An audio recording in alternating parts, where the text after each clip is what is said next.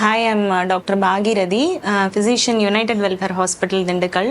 இன்றைக்கி வந்து நம்ம இந்த ஹைப்போதைராய்டிசம் அப்படின்ற டிசீஸ் பற்றி பார்க்கலாம். இந்த தைராய்ட் கிளாண்ட் அப்படின்றது அது வந்து ஒரு நாளமில்லாத சுரப்பி, நம்ம முன்கழுத்தில் இருக்கக்கூடியது.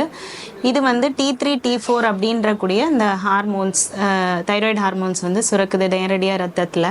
இது எதுக்காக அப்படின்னு பார்த்தீங்கன்னா, நம்மளோட முக்கியமான மெட்டபாலிசம், அதாவது நம்ம உண்ணக்கூடிய உணவு வந்து ஒரு எனர்ஜியாக மாறுறதுக்கு தேவையான இந்த ப்ராசஸ்க்கு இந்த T3 T4 அப்படின்ற ஹார்மோன்ஸ் வந்து ரொம்ப எசென்ஷியலாக இருக்குது.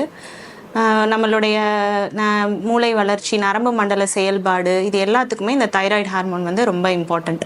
ஸோ இப்போ இந்த ஹைப்போதைராய்டிசம் அப்படின்றது என்ன அப்படின்னா, நார்மலாக தேவைப்படுற அளவை விட கம்மியாக இந்த T3 T4 ஹார்மோன்ஸ் வந்து சுரக்கும் போது அந்த ஒரு கண்டிஷனை வந்து நம்ம ஹைப்போதைராய்டிசம் அப்படின்னு சொல்கிறோம்.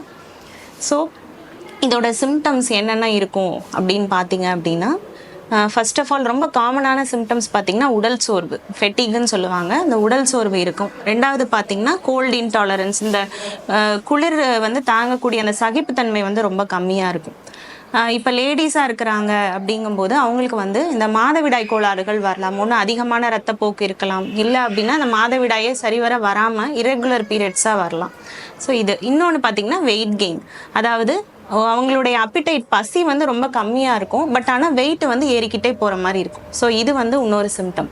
இது இல்லாமல் வேறு என்னென்ன இருக்கலாம்னா, தோல் வறட்சி இருக்கலாம், குரல் மாற்றங்கள் இருக்கலாம், மோஷன் மலச்சிக்கல் வந்து இந்த பிரச்சனைகள் வந்து ஏற்படலாம்.